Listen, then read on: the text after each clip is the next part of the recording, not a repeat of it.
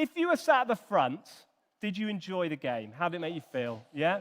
So Matt Sheard loved it. Okay? If you sat at the front, you might have enjoyed it. If you sat at the back, how did you find the game?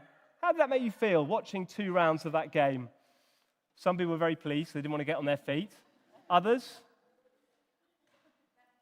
Oh, left out. Oh, there you go. Emily's working. She's been reading the question at the beginning. Left out. That might have been how you felt, okay? Just think about the experience of how you felt during the game. Now, if you were sat at the front, you probably felt included. You were part of it. And that's a lovely feeling, isn't it? So maybe you go to school, and at break time, you might play with some of your friends. And when you're all playing together, it feels great. Or you might be at work, and there's a big meeting going on, and you're invited into the big meeting because what you say really matters, and you might feel included. Or there's moments when you just feel loved and cared for, and it feels great. But what about anyone ever seen their friends playing and felt left out, wanting to be included? Anyone felt like that? I've definitely felt like that. Anyone been at work and there's been a big meeting going on and you weren't invited and you felt you should have been or wanted to be? There's a few people there. Anyone ever felt that everybody else seemed to be such good friends and you just weren't good friends with those people? Felt a bit left out, okay? I've definitely felt like that as well.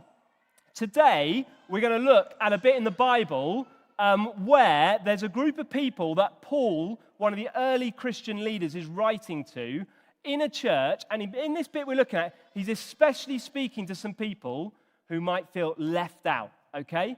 And he's going to say some words directly to them. And there were 2 groups of people, okay? There'd be people in this church. There'd be people in this church who might naturally feel more included, and some who naturally feel left out. So, if anyone got a little bit of paper by them, try and find a little bit of paper on the floor or on your chair, and or you just wave it in the air. A little bit of paper, just wave it in the air. Looks like one of these. Okay. Now, see the people at the front. It's in your shoe. Well done. Good storage place in your shoe. If you're at the front, you've got one which says the words, "You're invited," big letters on the front, okay? And if you're at the back, you've got some other words on your bit of paper. And as Louisa comes and reads a couple of verses from our Bible passage, I want you to listen out, if you're at the back, for the word that is on your bit of paper, okay? So if you're just working your way into reading, maybe ask someone next to you, and they might read the word for you. It's on a bit of paper. Louisa, jump up, and I think the verse that the Bible passage is on is going to come on the screen. So grab one of the Bibles around you, and you'll see page 1174. And what you've got to know as we find that Bible passage, as Louisa reads to us, is that in this church that Paul's writing, there's 2 groups of people. People who would feel like they're invited because they were the Jews, God's special people who he had been communicating with, who he'd chosen throughout all of the Old Testament. And then there's the other people, those who weren't Jews, called the Gentiles, okay? And they might have felt like some of these things before that were on the bit of paper. And what Paul's doing here is he's reminding them, before they knew Jesus, what they would have felt like and what was true for them. So Louisa's going to read those first couple of verses. So it's Ephesians chapter 2, verse 11 to 12. Therefore, remember that formerly you who are Gentiles by birth and called uncircumcised by those who call themselves the circumcised, which is done in the body by human hands, remember that at that time you were separate from Christ, excluded from citizenship in Israel, and foreigners to the covenants of the promise, without hope and without God in the world. Thank you, Louisa. Right, anyone in the back group, just shout out, wave your bit of paper and shout. No, we can't do this all at once, okay? Because everyone's going to shout out different words. It's not going to work, okay? So, anyone see their word in the bit of paper? Okay, so we had, remember at that time you were separate from Christ. Who's got a bit of paper with separate on? Okay, so some people there. Okay, separate from Christ, okay? So they weren't able to be with Jesus. They were apart from him, okay? Then we've got excluded, which means left out, excluded. There's some excluded people. They were excluded from citizenship in Israel. They couldn't be part of God's people. And then we had others who were foreigners to the covenants and the promises. Okay, so you've got those ones. So they didn't have God's promises. Without hope. Anyone got a bit of paper without hope? That's what I've got here, without hope. Okay, and without God in the world. Okay, so what we're doing here, you might have noticed, there's some cardboard boxes in the room. There's a wall down the middle, and we've got two groups. And this front group, you're going to imagine that you are the Jews who were invited. So you've got to play the game. You're involved. Everyone else behind, you are the Gentiles who weren't invited. You were all those different things. And the reason we've got a wall is that when the people went to worship in the days before Jesus, they went to something called the temple. And at the middle of the temple was the most holy of holies, okay? So, has anyone ever seen someone come up here before? No? No, but you shouldn't have done because there's a rope across there. Anyone ever seen someone come up here, okay? Rumor has it that Ed Shaw once came up here about 3 years ago, okay? Maybe 5 years ago, actually, okay? Now, in the middle of the temple was a place that no one was allowed to go apart from, at one point in the year, after a load of sacrifices, the great high priest, the most holy of holies, no one could come there. Okay, so right in the middle of the temple, no one could come here. And then outside there were a group of different courtyards, and this bit was quite high in the middle. And then you'd have the courtyard of the Jews where people could come a bit closer. Here you go, everyone sat at the front.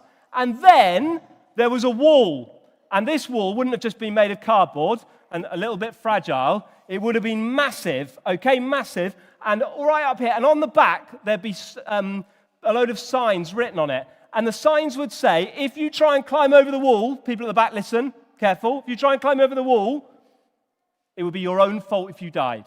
That's what it said on the back of the wall. They found the signs. That's what it said on the back of the wall. Do not cross it, because if you were the Jews, you're allowed to come close. You could be close to God.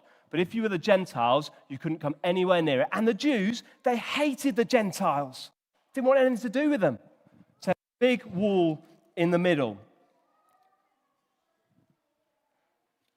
So from now on, when I say the word included, I want the people in the front to give a little cheer, okay?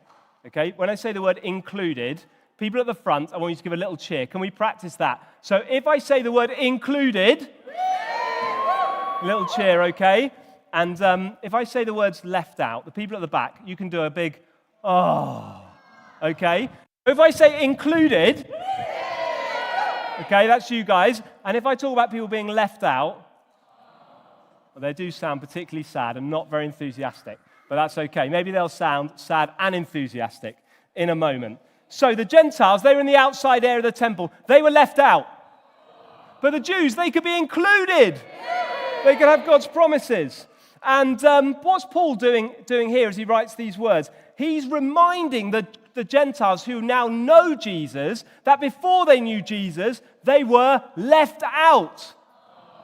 And that would have been really hard for them because they'd see all the Jews who were included. Okay? We get the picture. Because it's horrible being left out, isn't it? Good to be included. Okay, we're going to sing a song. And I need you to remember the job that you've just been doing very closely for a few moments' time when I jump back up. We're going to sing a song, and this is a song that talks about how now, knowing Jesus, whoever you are, you can know his love for you and his care for you, and your value knowing him. I think some of the children will know it. It's Who I Am by Awesome Cutlery. So let's stand and let's sing together. So, okay, where were we? Well, Paul reminded the Gentile Christians that before they knew Jesus, they were left out.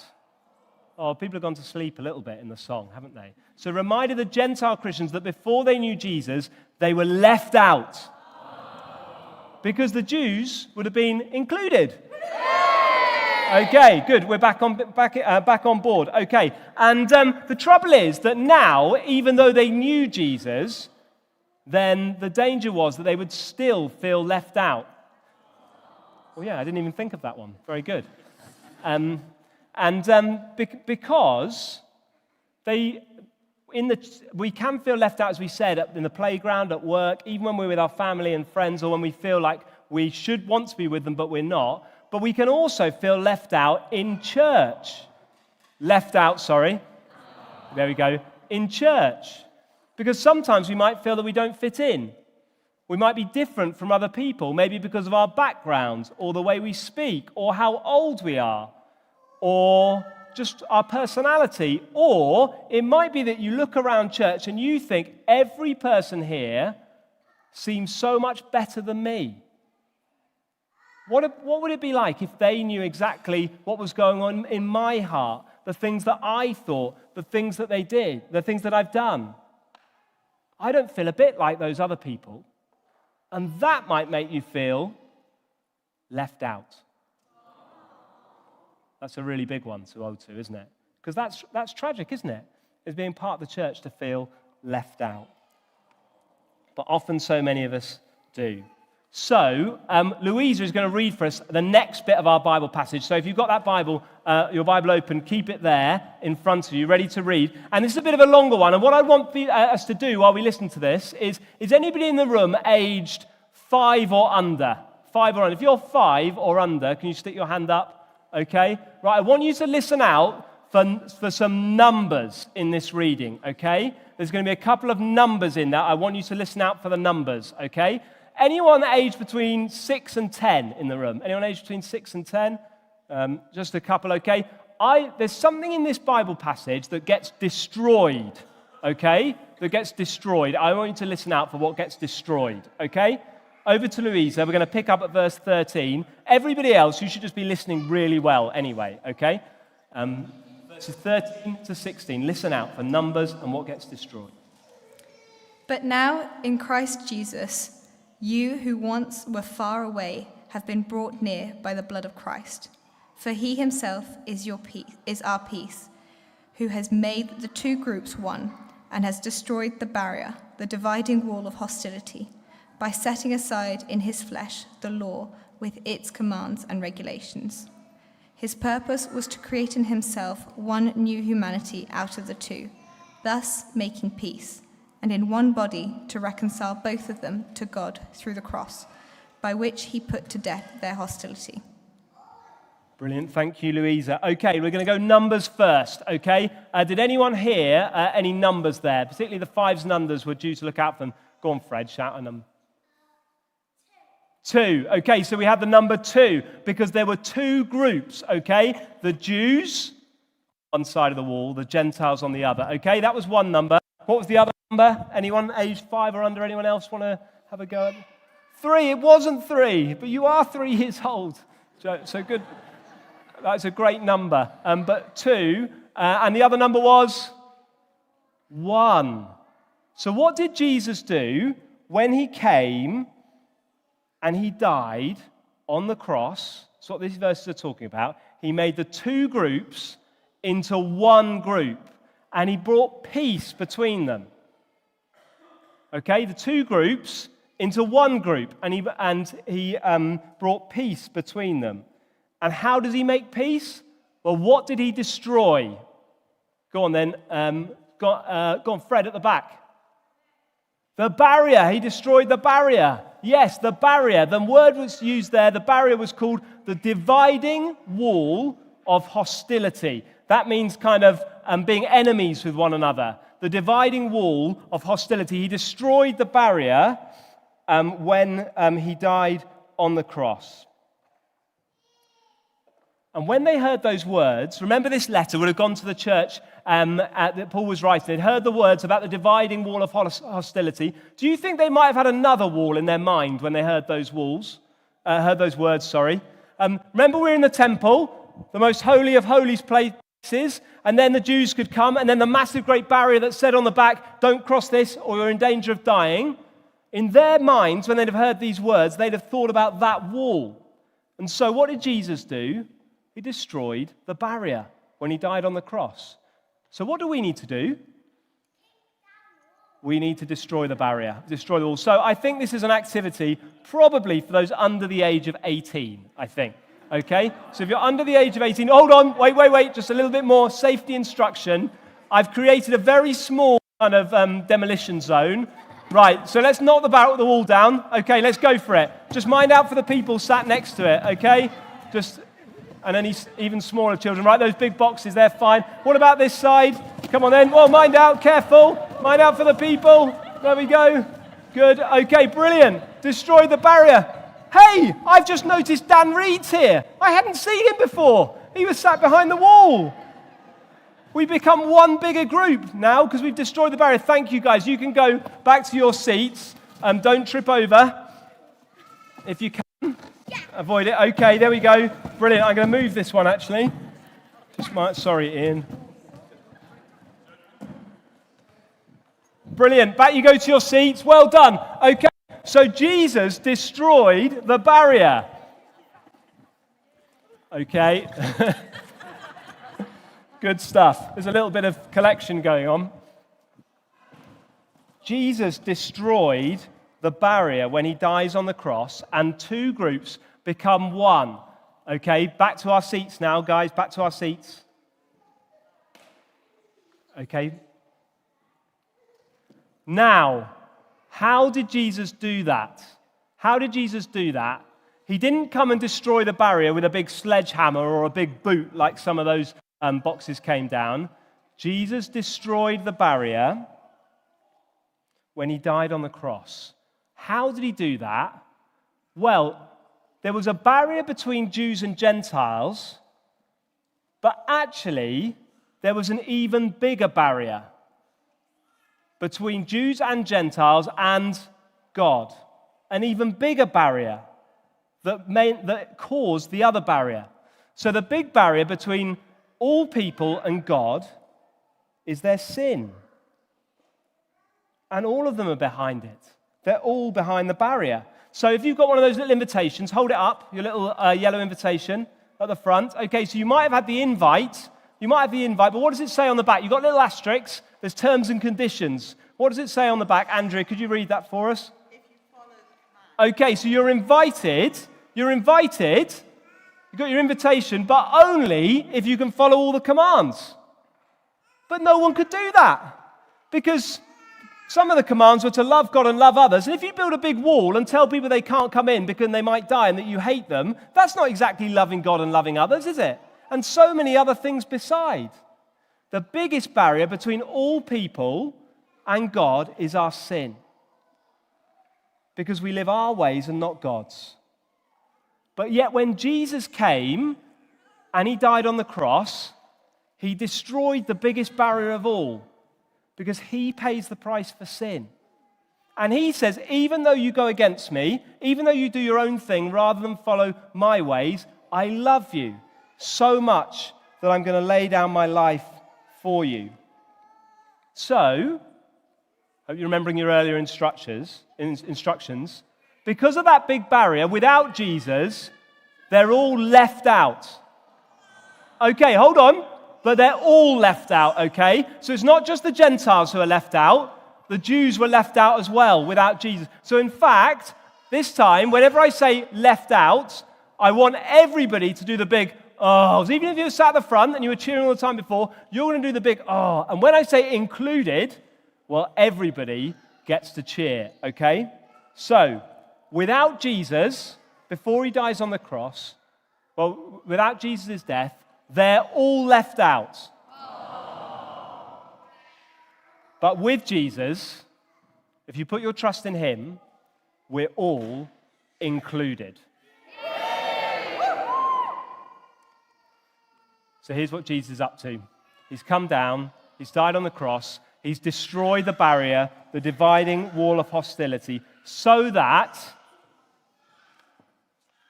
we all can have access to the Father God by his Spirit. We can all know God. Paul tells us that if you're someone who knows Jesus, even if you feel left out,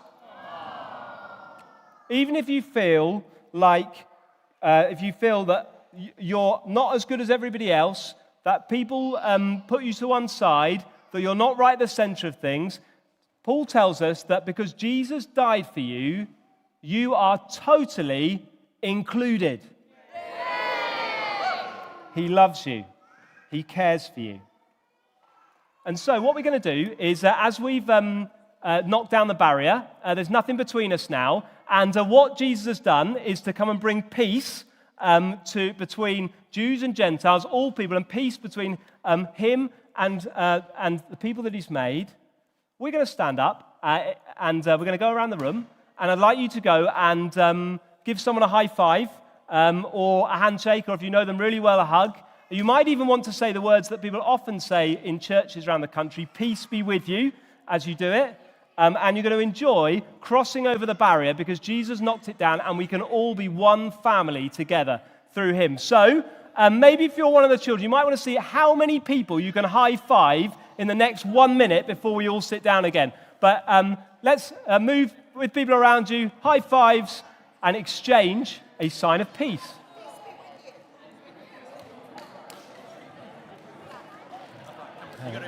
Yeah.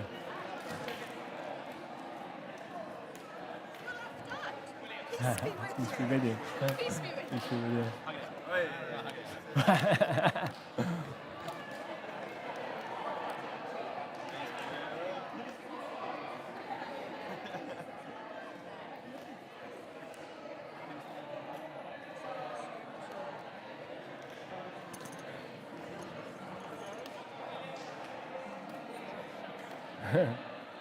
8. Peace be with you. Peace be with you. Well, both. Sorry, you went to a handshake at the same time as I was. I genuinely didn't know you were there.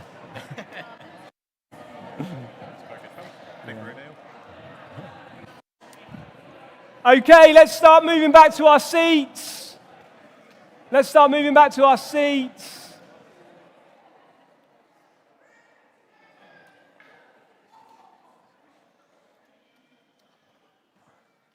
So, just before we have a quick chat again with the people around us, okay? Maybe you feel left out and you're a Christian, okay? Maybe you feel left out and you're a Christian. Know that because of what Jesus has done, in his eyes and in a church family, you couldn't be any more included. Let's pray that God would help us know how included we are in his people there. Not giving you much space for your cheers there. I need to do that a bit better. Maybe you've always felt included. Yay! Well, how could you look out for the people in our church family who might feel left out? How could you go out of your way to show them that we're all part of God's big family together? However different you are, wherever you've come from, however you feel. And maybe there are some here who are on the outside because you don't yet know Jesus. You too can come from being enemies with God, hostile to him, to being part of his family. So why not, before you go, talk to someone near to you about that? About how, because of Jesus, we can all be, one last time, included. Okay, we're going to have a chat with the people around us for a couple of minutes. There's some questions that kind of come up on the screen, depending on your age. So if you're 5 or under, the question is, what did Jesus do to the barrier between the different groups of people? If you're 10 or under, how does knowing Jesus help us when we feel left out? And if you're 11 or older, how does this passage change how we should live as a church family today? That's your questions. Let's chat for a couple of minutes, and then we're going to sing.